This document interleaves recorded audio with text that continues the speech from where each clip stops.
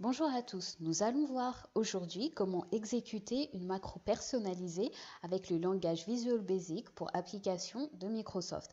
Alors dans une vidéo précédente, nous avions vu comment installer des macros complémentaires tels que l'utilitaire d'analyse, le solver ou encore VBA. Pour VBA, lorsqu'il est chargé, il est possible de ne pas voir l'icône visible dans notre ruban. Si c'est le cas, il vous suffira d'aller sur l'onglet Fichier, puis de cliquer sur Options, de se mettre sur personnaliser le ruban et d'activer la case à cocher en face du développeur, de cliquer sur OK. Et on voit donc l'onglet développeur s'afficher dans le ruban. Et en cliquant sur l'icône Visual Basic, nous accédons à l'interface de l'éditeur de code VBA. Voilà, donc comme nous l'avons dit, Visual Basic for Applications est un langage de programmation, particulièrement de programmation orientée objet, et nous aurons l'occasion de présenter cette notion plus en détail dans une prochaine vidéo d'introduction à ce langage. Alors, pour pouvoir accéder donc à l'interface de l'éditeur de code VBA, donc il y a plusieurs façons. Soit on utilise les touches de raccourci alternative plus F11, ou alors on clique directement sur l'icône de VBA comme nous l'avons vu précédemment. Si dans le cas où VBA ne serait pas encore installé, alors il vous faudra suivre la procédure que nous avions détaillée dans une vidéo précédente.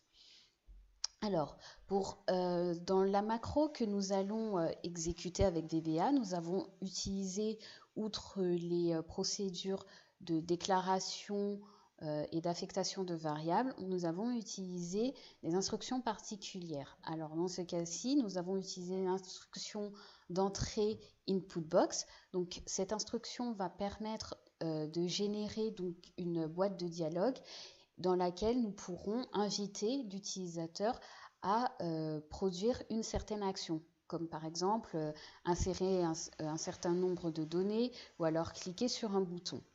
Et également une instruction de sortie qui va permettre d'afficher le résultat de cette action par l'utilisateur donc à l'écran. Alors, nous allons voir tout de suite l'utilisation de ces instructions en détail en exécutant une procédure simple. Alors, pour pouvoir exécuter notre première macro personnalisée, ou tout simplement taper du code dans VBA, donc évidemment, il faut qu'on ouvre une feuille Excel et qu'on aille cliquer sur Visual Basic, ou alors en tapant directement avec les touches de clavier Alt plus F11. Donc une fois qu'on a fait ça, on voit qu'on a l'interface de développement qui s'affiche et sur le côté ici, on peut choisir où l'on va affecter notre code. Donc this workbook, c'est sur le classeur courant. Ici, c'est le classeur 1, puisqu'on n'en a ouvert qu'un seul. Ou alors, on peut choisir de voir notre code s'afficher uniquement, enfin le résultat de notre code s'afficher uniquement sur une de ces 3 feuilles. Donc, par exemple, on va choisir la feuille 2. Et comme c'est notre premier code, on va entrer une procédure de bienvenue. Donc pour cela, on va utiliser le mot réservé sub et entrer un nom pour notre procédure. Donc on va la nommer bienvenue. Et on voit qu'ici, dès qu'on a tapé sur entrée, directement, nsub est généré. Donc c'est pour mentionner la fin de notre procédure et il le fait directement pour éviter qu'on oublie et que lorsqu'on essaye de compiler notre procédure, ça génère des erreurs si on n'a pas mis nsub à la fin. Donc pour pouvoir afficher notre message de bienvenue, on va utiliser une instruction de sortie, donc, par exemple le message box, et entre parenthèses, donc print correspond au message que l'on souhaite voir s'afficher. Donc ici, on va mettre entre guillemets bienvenue à tous, par exemple. Vous pouvez mettre ce que vous souhaitez. Voilà. Et comme c'est une chaîne de caractères, il faut toujours la mettre entre guillemets. Donc pour pouvoir exécuter cette première procédure, on tape F5 directement ou alors sur cette icône-là, on clique sur exécuter sub. Voilà. Et on voit, oups, alors faut d'abord fermer cette fenêtre. Mais ici, on voit bien qu'il y a une message box qui s'est affichée avec le message qu'on souhaitait voir, à savoir bienvenue à tous. Et si on clique OK, on met fin donc à notre procédure. Et voilà, donc c'est la fin de cette vidéo.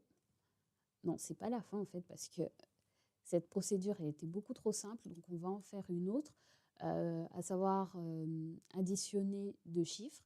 Pour cela, on va essayer de générer deux input box, plus donc générer à la fin une message box avec le résultat de l'addition. Donc on va nommer cette procédure sub addition. Et ici, on va devoir faire une déclaration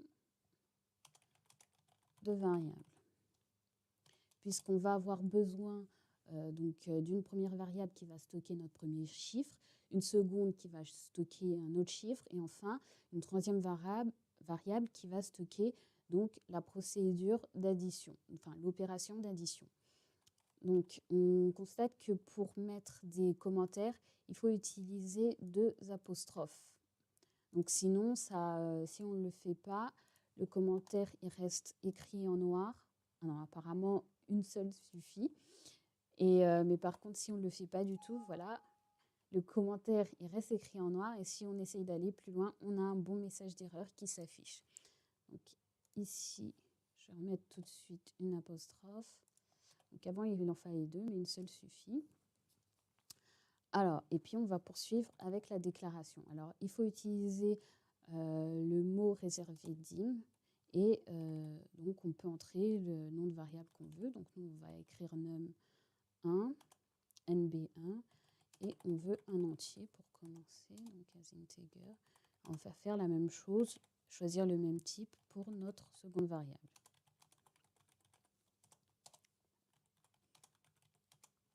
Et pour le résultat, qu'on va appeler res, on veut également un integer. Donc, voilà pour la déclaration de variable. Maintenant, on va passer à l'affectation. Donc, il s'agira d'affecter des valeurs à nos différentes variables.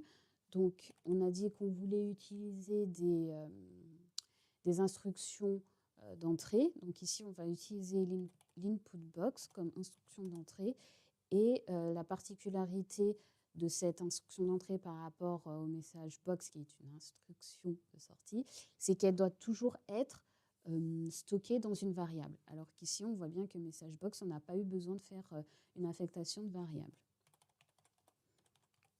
Donc ici, on va écrire input box entre parenthèses nb1. On va faire la même chose pour notre seconde variable, nb2.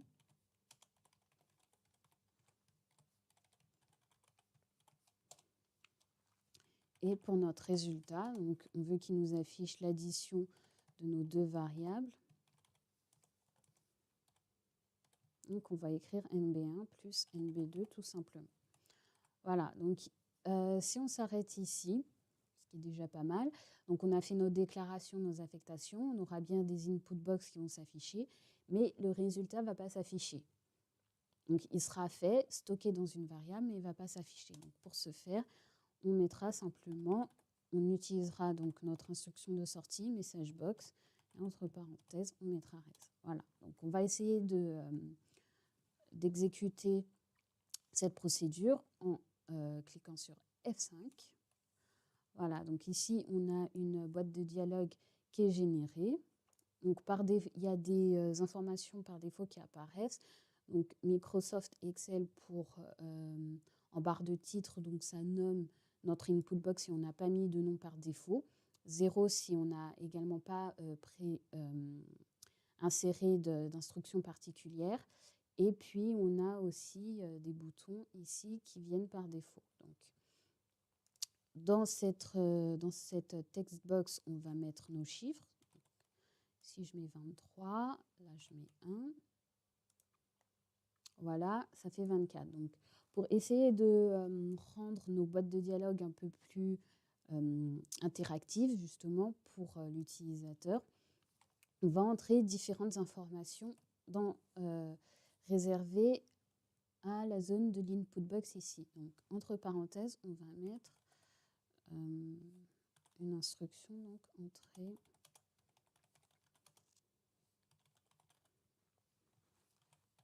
Donc toujours, comme c'est une chaîne de caractères, il faut la mettre entre guillemets. Et ici, donc, on voit qu'on a différentes informations, enfin différents arguments qu'il faut mettre donc entre parenthèses. Donc ici, on a prompt, donc c'est le message qu'on vient d'insérer. Title ici, donc ce sera le titre, la barre de titre, donc à savoir l'instruction globale, et puis d'autres informations. Donc quand on a des paramètres qui sont ou des arguments qui sont entre crochets, ça veut dire qu'ils sont optionnels. Donc on n'est pas obligé de les renseigner. Alors, on va voir ce que ça donne ici. Voilà, donc avant, ici, on avait un 0. Maintenant, on a notre instruction globale, à savoir entrer un nombre entier. Donc, ce qu'on va faire, donc on insère une fois de plus 23 et puis ici 1. Et on a 24. Donc là, également pour la message box, on va essayer de mettre une petite phrase. Ce résultat.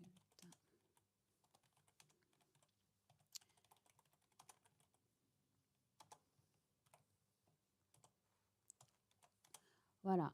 Donc ici, on a utilisé le logogramme e-commercial pour pouvoir concaténer d'une part notre variable résultat qui va stocker donc le résultat de l'addition et puis cette chaîne de caractères qui constituera le message de notre message box.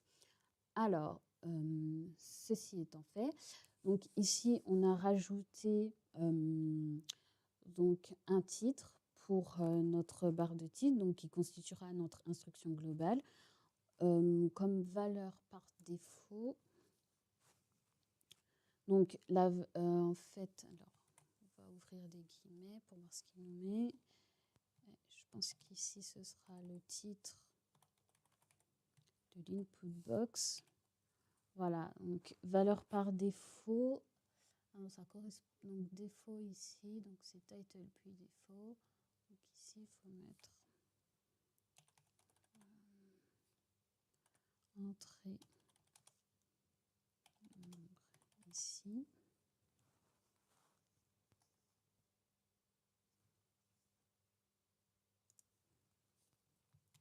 Là, on va mettre addition. Hop. Donc, en principe, là, on aura l'instruction, le nom de notre input box. Et ici, ça correspondra à l'instruction localisée, à savoir dans la zone de la text box. Donc, on va voir tout de suite en exécutant notre procédure. Voilà. Donc ici, addition, ça correspond bien au nom de notre input box, donc la région de la barre de titre. Ici, l'instruction globale, entrer un nombre entier. Et là, l'instruction plus localisée, entrer un nombre ici. Donc on va recommencer pour la dernière fois. Donc, on a 23. Ici 1. Voilà, le résultat de l'addition est donc toujours bien 24. Voilà, donc maintenant la présentation de l'exécution d'une macro personnalisée simple avec le VBA est terminée. Merci d'avoir regardé cette vidéo et à très bientôt sur notre chaîne.